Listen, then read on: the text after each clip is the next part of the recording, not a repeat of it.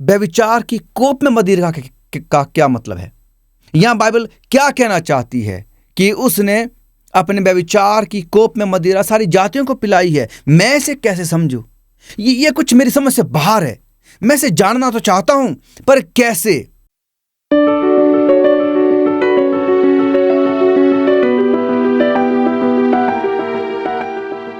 प्यारे दर्शकों, आप सभी को यीशु मसीह के मीठे और मधुर नाम में शालोम।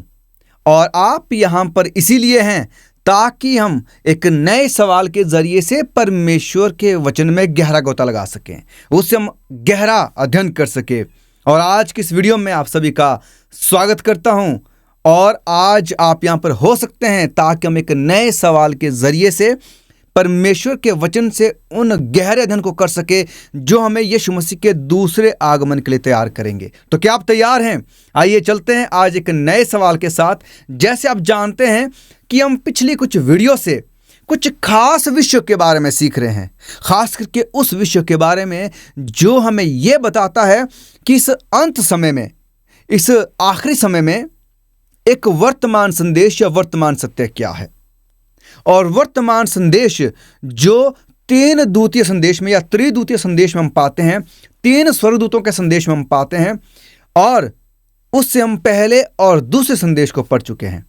हम दूसरे संदेश को आज जारी रखने वाले हैं कि पिछली वीडियो में हमने बाबुल के विषय में सीखा कि बाबुल क्या बताता है, किसे दर्शाता है, बाबुल का आखिरकार क्या मतलब है, आत्मिक बाबुल कौन है, उन सब के विषय में। अगर आज आप केवल इस वीडियो को देख रहे हैं तो मैं आपसे ज़रूर ये दरख्वास्त करना चाहूँगा कि आप पिछली वीडियो में जाएं और इस अध्ययन को समझने के लिए, जारी रखने के लिए आप उन 2 अध्ययनों को देखें ताकि आप आज के इस अध्ययन को भी जो वो समझ सकेंगे।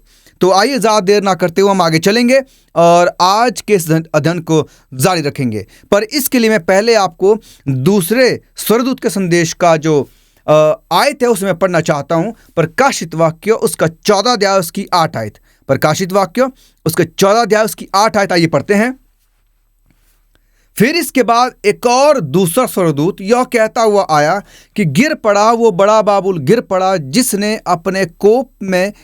अपने व्यभिचार की कोप में मदिरा सारी जातियों को पिलाई है। गिर पड़ा वो बड़ा बाबुल, गिर पड़ा, ये तो हम पढ़ चुके हैं।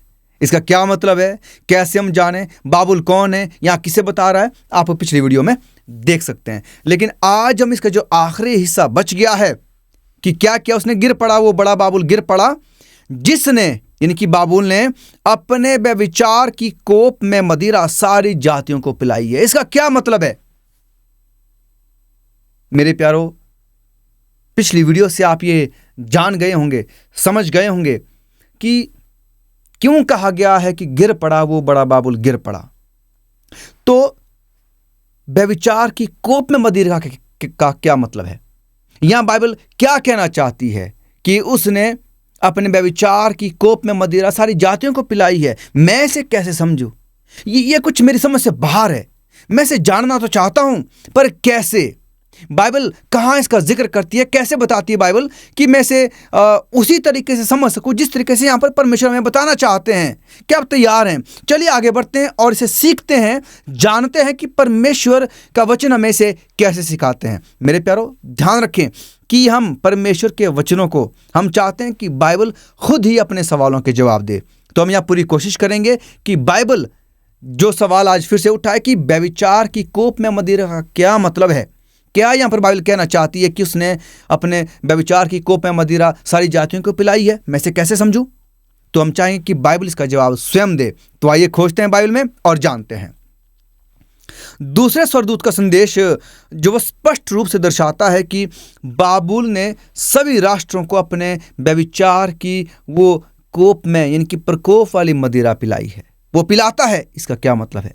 बाबुल की मदिरा, जिस तरह से मैंने पिछली वीडियो में देख लिया है कि वो झूठे सिद्धांतों को बताती है, वो उन त्रुटियों को बताती है, वो उन गलत शिक्षा की प्रणालियों को बताती है जो बाबुल सदियों से लेकर चलता आ रहा है। अगर हम यिर्मयाह, अगर आप मेरे साथ पढ़ दें, यिर्मयाह उसका 51 अध्याय उसकी 7 आयत, यिर्मयाह की पुस्तक उसका 51 अध्याय उसकी 7 आयत, आइए पढ़ते हैं। बाबुल यहोवा के हाथ में सोने का कटोरा था, जिससे सारी पृथ्वी के लोग मतवाले होते थे। जाति जाति के लोगों ने उसके दाखमधु में से पिया, इस कारण वे भी बाबले हो गए। देखिए, पहले इसके बारे में कह दिया था। बाबुल, जिस तरह से आप और मैं जानते हैं कि उन्हें उनकी मूर्ति पूजा सिद्धांतों के लिए माना जाता है, उनके उन सिद्धांतों के लिए, उन शिक्षाओं के लिए माना जाता है जो उन्होंने रीति रिवाज या शिक्षाएं जो उन्होंने अपनाई थी, वो सब थी जिनसे परमेश्वर को घृणा थी। उन्होंने वो काम किए जो परमेश्वर की नजर में घृणित थे। और याद रखें कि ये तो बाबुल के विषय में है, पर यहां शाब्दिक बाबुल नहीं, आत्मिक बाबुल की बात हो रही, जैसे हम पहले पढ़ चुके हैं। और आत्मिक बाबुल आप और मैं जानते हैं कि अंत समय में ये सीधा रोमन कैथोलिक कलीसिया को बताता है। मैं फिर से कह दूं कि यहां हम लोगों के विषय में बिल्कुल भी बात नहीं कर रहे हैं। क्यों? क्योंकि रोमन कैथोलिक कलीसिया जो हमारे भाई बहन हैं, उसमें भी ऐसे बहुत सारे लोग हैं जो बड़ी सच्चाई और ईमानदारी, जितना उन्हें मालूम है उस आधार पर वे बड़ी सच्चाई, ईमानदारी और बड़ी वफादारी से परमेश्वर के साथ चलते हैं। चाहे परमेश्वर के वचन को अध्ययन करने से, दुआएं प्रार्थनाएं करने से, या चर्च जाने से, या जितना उन्हें मालूम है उसको बड़ी ईमानदारी से और वफादारी से उसका पालन करने में, तो वहाँ भी हमारे से भाई बहन हैं। चाहे आप मदर टेरेसा को ले लें, जैसे मैंने पिछली वीडियो में भी कहा था, या मार्टिन लूथर को ले लें, ऐसे और ही बहुत सारे लोग हैं जो इस कलीसिया से संबंधित थे। लेकिन जब उन्हें पता चला कि इस कलीसिया में बहुत सारे गलत सिद्धांत हैं, गलत शिक्षाएं हैं, त्रुटियां हैं, तो उन्होंने अपने आप को इससे बाहर निकालने के लिए तत्पर रखा। उन्होंने अपने आप को इससे बाहर निकाला और कहा कि आप जो प्रणाली, जिस प्रणाली पर आप चल रहे हैं या जिन शिक्षा का आप पालन कर रहे हैं, वे गलत हैं, वे बाइबल के खिलाफ हैं, वे बाइबल में नहीं हैं। जिस तरह से हमने पिछली वीडियो में भी देखा, सीखा। तो पवित्र शास्त्र परमेश्वर के लोगों का प्रतिनिधित्व करने के लिए एक स्त्री का उपयोग करता है, जैसे आप और मैं जानते हैं। तो यहां पर बाबुल को उस स्त्री या उस कलीसिया को दर्शाने के लिए इस्तेमाल किया गया है जो खुद को ये तो कहती है कि हम परमेश्वर के करीब हैं, परमेश्वर का काम करते हैं, हम परमेश्वर की प्रजा हैं, पर अगर गौर से देखा जाए तो वो परमेश्वर के खिलाफ है, परमेश्वर के विरुद्ध हैं, उनकी प्रणाली में, उनकी शिक्षा में, उनके सिद्धांतों में और उनके रीति रिवाज में, जो भी वो करते हैं। क्या आपने कभी ऐसा सोचा था पहले? अब आप बोलेंगे कि भाई साहब ये आप क्या कह रहे हैं, मैं कैसे मानूं इन बातों को, शायद आप ही गलत कह रहे हैं। जी, हो सकता है आप में से बहुत सारे लोग ऐसा भी सोचें, पर अगर हम बड़ी गहराई से देखें, अगर आप अंधकार युग के बारे में देखें, जब से रोमन कैथोलिक कलीसिया जो वो अस्तित्व में आई है, जब से वो धीरे धीरे आगे बढ़ती चली गई अपने वर्चस्व में, तो आप पाएंगे कि धीरे धीरे रोमन कैथोलिक कलीसिया परमेश्वर के वचन के सिद्धांतों को, शिक्षाओं को दूर करके अपनी बनाई हुई शिक्षा, अपने बनाए हुए सिद्धांतों को आगे लेकर चलने लगी, जिन्हें पोप ने तैयार किया, या उनके जो भी पादरी साहिबान थे या पासवान थे या जो भी उच्च पदाधिकारी थे, उन्होंने जो भी नियमों को बनाया, जिन भी नियमों को बनाया या जिन भी रीति रिवाजों को बनाया, जिन भी सिद्धांतों को बनाया, उनमें से ज्यादातर परमेश्वर के वचन के खिलाफ हैं। जब परमेश्वर के लोग उनके प्रति अविश्वासी हो जाते हैं, परमेश्वर के प्रति अविश्वासी हो जाते हैं, वफादार नहीं रहते हैं, तो परमेश्वर उन्हें वेश्या के रूप में संदर्भित करते हैं। एक वेश्या किसे कहते हैं? जो अपने प्यार करने वाले से प्यार ना करके किसी दूसरे के साथ रहती है या दूसरों से प्यार करती है, पर जो से प्यार करता है उससे नहीं करती है। तो ठीक वैसे जैसे कि परमेश्वर हमसे प्यार करते हैं, अगर मैं बदले में परमेश्वर से प्यार ना करूं, उनकी आज्ञाओं से प्यार ना करूं, उनके बताए हुए सिद्धांत या शिक्षाओं से प्यार ना करूं, तो मैं एक वेश्या हूं। क्यों? क्योंकि परमेश्वर क्या है? हम बाइबल कहती है कि प्रभु यीशु जो वो अपनी कलीसिया के वो क्या है? दूल्हे हैं। हम कलीसिया जो सच्चाई और ईमानदारी वफादारी से परमेश्वर के साथ चलती है, वो परमेश्वर की दुल्हन है। तो अगर परमेश्वर मुझसे प्यार करने वाला है और मैं बदले में परमेश्वर से प्यार नहीं करता हूं, उनकी सच्चाई, उनकी ईमानदारी और वफादारी का पालन करके, तो याद रखिए कि मैं एक वेश्या हूं। और बाइबल इसे साफ कहती है। और बाबुल जो वो वेश्या को संदर्भित करती है। वेश्या वो जो गलत सिद्धांत, गलत शिक्षा, त्रुटि या वो सारे कायदे कानून या नियम या व्यवस्था का पालन करती है जो परमेश्वर के वचन के बिल्कुल विपरीत में है, उलट में है, बिल्कुल विरुद्ध में है? क्या आपको लगता है कि आप भी किसी ऐसी आज्ञा का पालन करते हैं या किसी ऐसी नियम का या सिद्धांत का जो परमेश्वर के वचन से नहीं पर मनुष्य द्वारा बनाया गया उसका पालन करते हो? क्या आपको लगता है? चलिए आगे हम इसमें और पढ़ेंगे। मसीह विरोधी शक्ति। आप जानते हैं कि मसीह विरोधी शक्ति किसे कहा जाता है? या मसीह विरोधी शक्ति उसे कहा जाता है जो खुद को मसीह के साथ रहने का दावा तो करती है पर वास्तविकता में वो परमेश्वर के साथ नहीं है।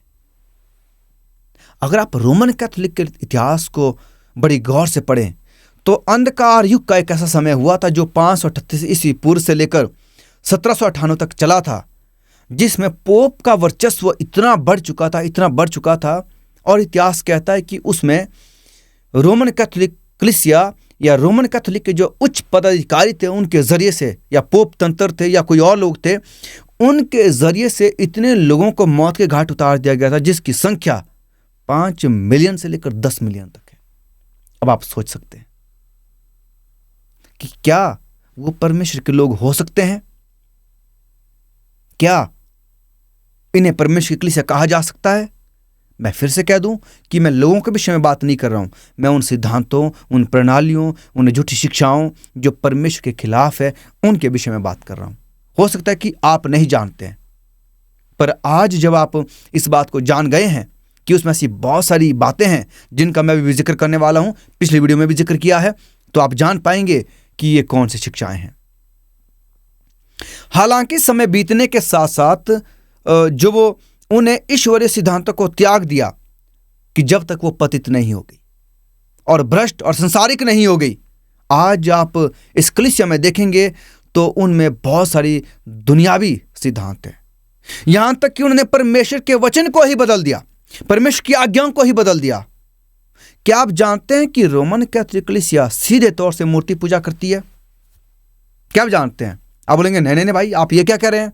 जी हाँ, रोमन कैथोलिक कलीसिया मूर्ति पूजा करती है। अगर आप उनकी बाइबल को भी देखें तो आप उनकी बाइबल में जो 10 आज्ञा हैं उनसे दूसरी आज्ञा गायब है, आप नहीं पाएंगे, उसमें दूसरी आज्ञा नहीं है। दूसरी आज्ञा क्या कहती है? कि आप मूर्ति पूजा ना करना, ना किसी की प्रतिमा बनाना। पर आप रोमन कैथोलिक कलीसिया में जाएंगे तो आप वहाँ यीशु मसीह की प्रतिमा, मरियम की प्रतिमा या छोटे यीशु जो यानी कि जो नवजात शिशु है यीशु मसीह हैं उनकी आप प्रतिमा पाएंगे। अब सोचिए, क्या ये इसका पालन करना या इसको मानना परमेश्वर के वचन के अनुसार है या नहीं है? आप खुद सोच सकते हैं। तो कैथोलिक कलीसिया के कुछ ऐसे सिद्धांत हैं, कुछ ऐसे अभ्यास हैं जो प्राचीन बाबुल जो है, शाब्दिक बाबुल जो है, उसकी धार्मिक प्रणाली से सीधे जुड़े हुए हैं। जी, तभी जो परमेश्वर के खिलाफ जाने वाली, जिसे वैश्या कहा गया है, जो परमेश्वर के खिलाफ जाने वाली स्त्री है, कलीसिया है, उसे सीधा बाबुल से जोड़ा गया है। कैसे? चलिए मैं आपको बता देता हूं। यहां कुछ ऐसे अभ्यास हैं, ऐसे सिद्धांत हैं जो सीधे उनसे जुड़े हुए हैं, जैसे प्रत्यक्ष सूर्य पूजा करना। अब आप बोलेंगे कैसे? अगर आप इतिहास में पढ़ें तो इतिहास में जो एक दिन है जिसे रविवार कहा जाता है, वो सीधा सूर्य के दिन की पूजा से जुड़ा हुआ है।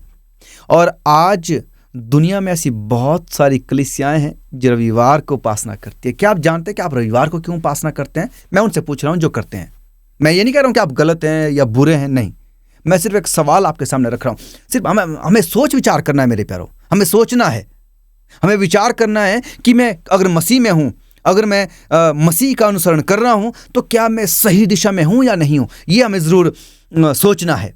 तो आप सोचें कि आप रविवार को क्यों उपासना करते हैं। आप बोलेंगे, बहुत सारे लोग बोलेंगे जिस दिन छुट्टी रहती है, अवकाश का दिन है, और बाकी दिन तो मैं ड्यूटी जाना है, कर्तव्य है, हमारे बहुत सारे काम पर करना है ना, वो सब जो है शायद मैं कहूँगा कि आप बात करेंगे। पर क्या इसीलिए आप रविवार की उपासना इसीलिए करते हैं, या रविवार को परमेश्वर की उपासना इसलिए करते हैं क्योंकि उस दिन छुट्टी है? मान लो अगर पूरे 7 दिन आपको काम करना पड़े, किसी दिन छुट्टी ना हो, तो क्या आप परमेश्वर की उपासना नहीं करेंगे? और बहुत सारे लोग कहेंगे कि जी ये वो दिन है जिस दिन यीशु मसीह जो वो जीवित उठे थे। तो मैं जरूर आपसे पूछना चाहूंगा कि जब यीशु मसीह का पुनरुत्थान हुआ था, बाइबल की ऐसी कौन सी आयत है जहाँ यीशु मसीह ने कहा है कि ये मेरे पुनरुत्थान का दिन है, तो आप इसे स्मरण रखना, आप याद रखना इस दिन को, और इस दिन जो आप उपासना करना। मैं ये नहीं कह रहा हूँ कि यीशु मसीह का पुनरुत्थान नहीं हुआ था। आप और मैं पूरा विश्वास करते कि यीशु मसीह का पुनरुत्थान हुआ, वो मुर्दों में से जी उठे, और वो रविवार का दिन ही था, आप और मैं जानते हैं। पर ये कहाँ लिखा गया है, ये ज़रूर मैं आपके सामने सवाल रखना चाहूँगा। या बहुत सारे लोग कहेंगे कि ये विश्राम का दिन है। कहाँ बाइबल में लिखा है कि ये विश्राम का दिन है? आप सोचे, ये बड़ी चालाकी से, बड़ी चतुराई से इस दिन के लिए जो वो मसीहत को लेकर गया है कि मसीही इस दिन परमेश्वर की उपासना करे। बहुत ही शैतान बहुत चालाक है, बहुत चतुर है मेरे प्यारों। बहुत चतुराई से इस दिन को अर्थात जो परमेश्वर का जो पवित्र दिन है, सब्बत का दिन है, विश्राम का दिन है, उसे 7वें दिन से पहले दिन में ले जाया गया है। रविवार हफ्ते का पहला दिन है। क्या आप जानते हैं? आप किसी भी एंगल से देखें, किसी भी दृष्टिकोण से देखें, कोई भी जोड़ घटाना जमा आप कर दें, आप सिर्फ ये पाएंगे कि रविवार जो सप्ताह का पहला दिन है। तो 7वां दिन देखिए, हमें यह कहा गया कि आप 7वें दिन को स्मरण रखना, विश्राम दिन को स्मरण रखना, सब्बत के दिन को स्मरण रखना। ये पूरी बाइबल में आप पाएंगे, पूरी बाइबल में, उत्पत्ति से लेकर प्रकाशित वाक्य तक बारंबार यीशु मसीह ने यह कहा है कि आप सब्बत के दिन को याद रखें, सब्बत के दिन का पालन करें। पर आप और मैं उसका पालन नहीं करते हैं। तो रविवार की उपासना जो वो सीधी रोमन कैथोलिक कलीसिया द्वारा लाई गई थी, और जैसे ही जो धर्म सुधारक थे, जैसे वो इससे बाहर हुए, और बहुत सारे जो प्रोटेस्टेंट चर्चेस थे, आज कुछ सालों के बाद फिर से इसी में जा मिले, क्योंकि उन्होंने शिक्षा को, सच्चाई को ग्रहण नहीं किया। वो दुनियावी जो उन्हें लगता ताकि ये मेरे लिए आसान है करना, वो उसे करते चले गए। यानी कि अपनी सहूलियत के हिसाब से लोग मसीह को मानते चले गए, बाइबल के मुताबिक नहीं। आप खुद सोच कर देखिए। तो सब्बत के बजाय रविवार को उन्होंने आराधना करनी शुरू कर दी, और तपस्या जैसी बातों को मानना, या पाप स्वीकार और रिक्त पत्र। क्या आप जानते हैं इसके बारे में कि पाप स्वीकार और रिक्त पत्र क्या होते हैं? मेरे प्यारो, पाप स्वीकार और रिक्त पत्र वो सिस्टम, एक प्रणाली को इस्तेमाल किया गया था मध्यकालीन युग में पोप तंत्र के जरिए से, कि अगर आपके परिवार का, आपका अजीज अगर कोई गुजर गए हैं, और आपको लगता है कि पूरा जीवन उन्होंने जो वो बुराई में, दुष्टता में या पाप में काटा है, उन्होंने कभी भी जो वो पापों की माफ़ी नहीं मांगी, कभी वो परमेश्वर के करीब नहीं रहे, और आप बड़ा प्यार करते हैं उनसे, और अब आपको लगता है कि शायद वो उन्हें स्वर्ग नसीब होगा, या स्वर्ग में वो जाएंगे या नहीं जाएंगे, तो आप क्या कर सकते हैं कि पोप तंत्र ने, पोप प्रणाली ने एक ऐसी प्रणाली का इजाद किया कि उन्होंने एक पाप स्वीकार और रिक्त पत्र को शुरू किया, और यदि आप उस पत्र को खरीदते हैं तो आपके उन अजीजों के लिए पाप माफी हो सकती है। आपको क्या लगता है कि एक परमेश्वर के वचन के मुताबिक है? नहीं, आप इतिहास में जाकर पढ़ ले। इंग्लिश में इंडल्जेंसेस जो उसको कहा जाता है, हिंदी में पाप स्वीकार रिक्त पत्र कहा जाता है। आप अगर आपने इतिहास पढ़ा है, 8वीं 9वीं या 10वीं का इतिहास अगर आपने पढ़ा, तो आपने इस शब्द को जरूर पढ़ा होगा, पाप स्वीकार रिक्त पत्र को। अगर आपने इंग्लिश में इतिहास पढ़ा है, तो आपने जो वर्ल्ड इतिहास यानी कि संसारिक इतिहास अगर आपने पढ़ा है, तो इंडल्जेंसेस जो थे उनको बेचना शुरू कर दिया था। इससे रोमन कैथोलिक ने बहुत पैसा, क्योंकि रोमन कैथोलिक ना केवल अब एक धार्मिक शक्ति, पर अब वो राजनीतिक शक्ति भी बन गया था। आप समझ रहे हैं? वो बिल्कुल भी परमेश्वर के करीब नहीं थे, जैसे जैसे वो बढ़ते चले गए। और शिशु का बपतिस्मा कहाँ का आ गया बाइबल में? नहीं, बपतिस्मा उनका होता है जो ये समझ लेता है, जो खुद से इस बात को जान लेता है कि यीशु मसीह मेरे उद्धार करता है। वो यीशु मसीह के मृत्यु को पहचानते हैं, वो यीशु मसीह के क्रूस के दर्द को जानते हैं, वो यीशु मसीह के बलिदान को जानते हैं, वो बपतिस्मा लेते हैं। बच्चे क्या जानते हैं? कुछ भी नहीं। हाँ, आप उन्हें समर्पित कर सकते हैं, जिसे हम डेडिकेशन कहते हैं। आप उन्हें परमेश्वर के लिए समर्पित कर सकते हैं, उनका समर्पण कर सकते हैं, उनका बपतिस्मा नहीं, जो बाइबल के खिलाफ है। आत्मा की अमरता, ये रोमन कैथोलिक कलीसिया सिखाती है। आत्मा की अमरता नहीं है। मृतकों के लिए प्रार्थना, कि आपने देखा होगा कि बहुत सारे ऐसे दिन आते हैं, ऐश वेडनेसडे, कुछ इस तरह के दिन है, ज़्यादा मुझे जानकारी नहीं इसके बारे में, पर मैंने सुना है और आप जानते हैं कि वो संतों के लिए प्रार्थना करते हैं, मृतकों के लिए बाइबल कहाँ कहती है मेरे प्यारों, प्रार्थना जीवितों के लिए की जाती है, मृतकों के लिए नहीं। जो एक बार मर गया, जो एक बार जो गुजर गया, वो कुछ भी नहीं जानता है, बाइबल साफ कहती है। आप उसके लिए प्रार्थना करें, क्योंकि जिस पल वो गुजर गया, वो धर्मी था तो धर्मी रहेगा, वो अधर्मी था तो अधर्मी। उसका जो नियति है या अंत समय जो भाग्य हम अपनी भाषा में कहते हैं, वो आप उसको नहीं बदल सकते, वो मर चुका है। क्यों? क्योंकि आप जानते हैं कि मेरा स्वर्ग जाना या ना जाना ये मेरे हाथ में, किसी और के हाथ में नहीं है, ये मेरा व्यक्तिगत मामला है। तो अगर मैं गुजर जाता हूं तो कोई मेरा जो नियति है उसको कैसे बदल सकता है? नहीं, गलत।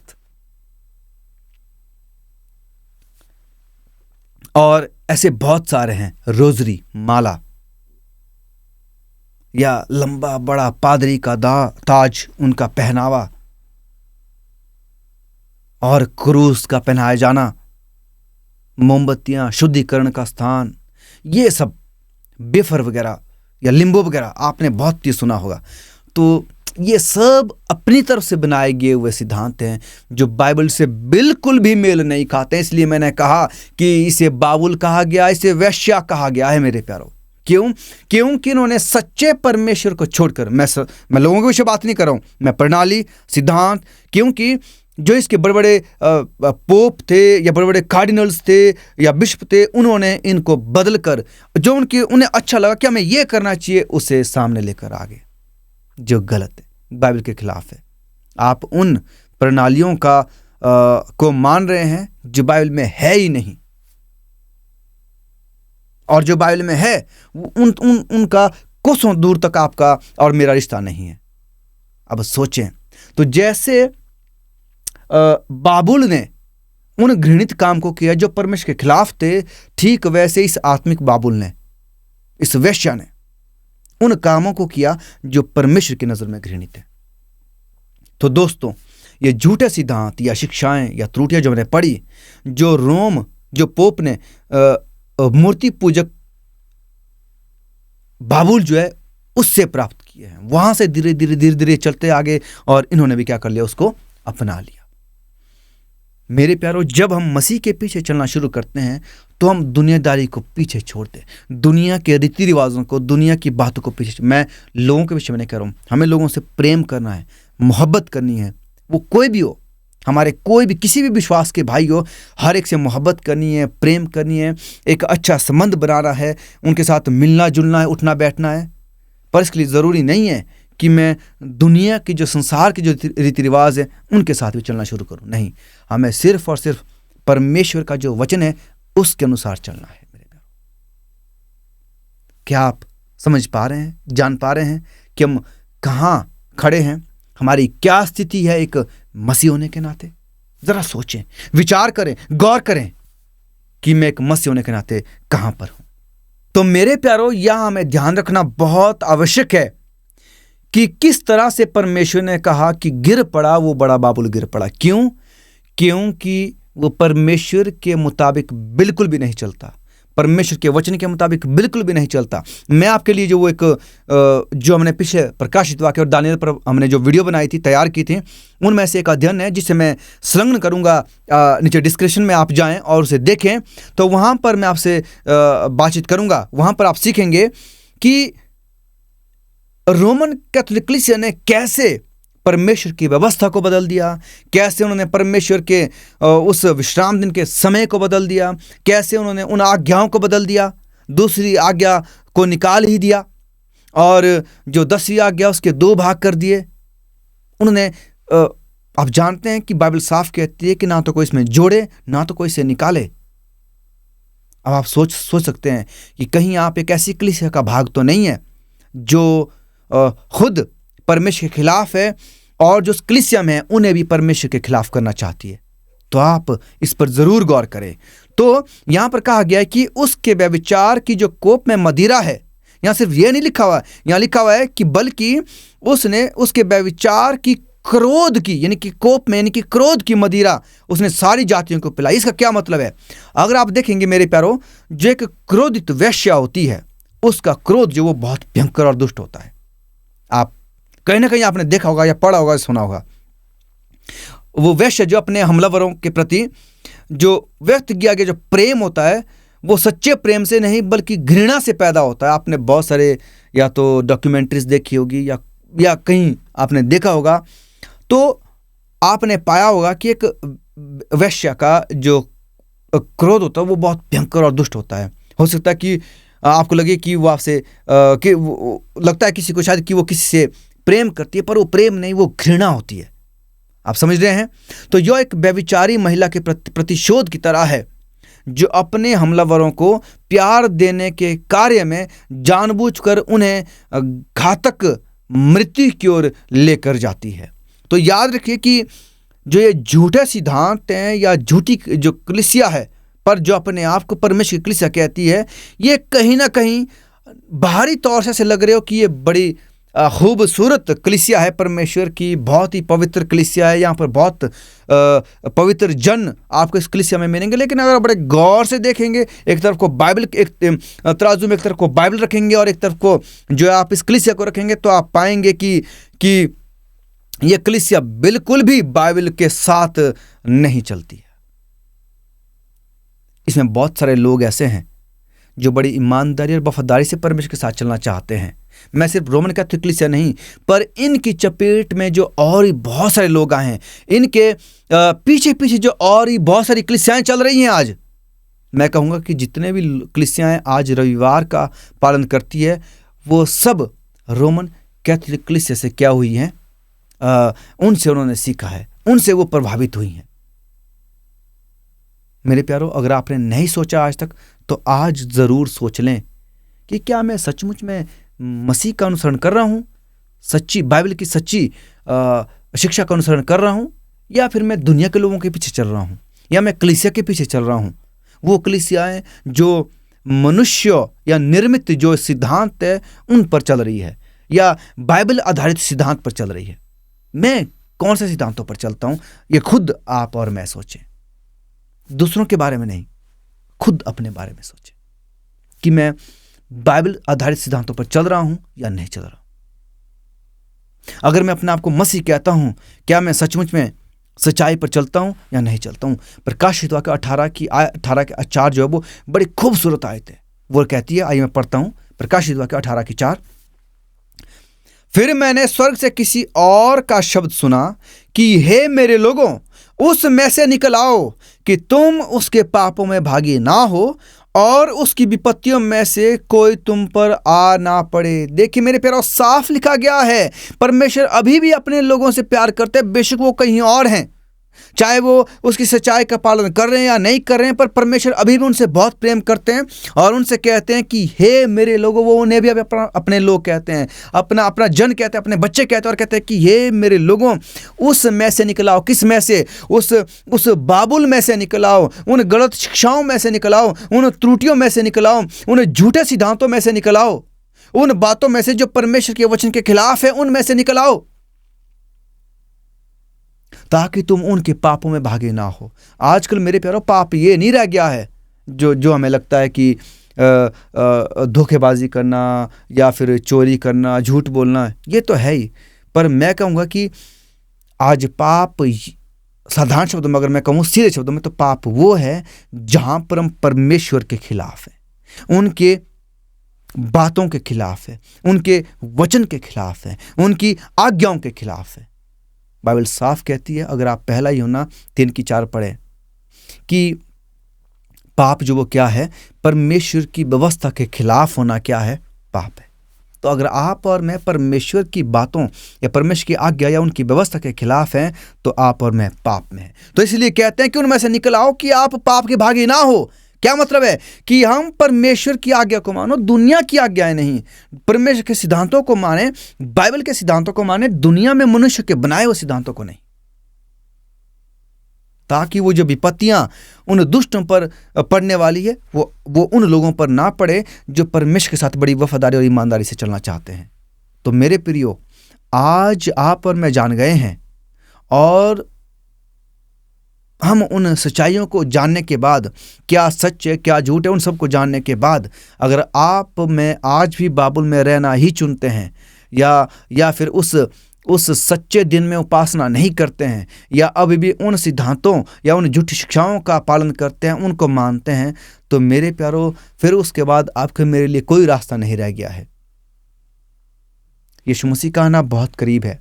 यीशु मसीह किसी भी समय, किसी भी पल उनके दूसरे आगमन में आ सकते हैं, पर अब ज़रूरी है कि आप और मैं खुद को तैयार कर लें यीशु मसीह के दूसरे आगमन के लिए, और सच्चाई के बिना हम आप खुद को तैयार नहीं कर सकते हैं।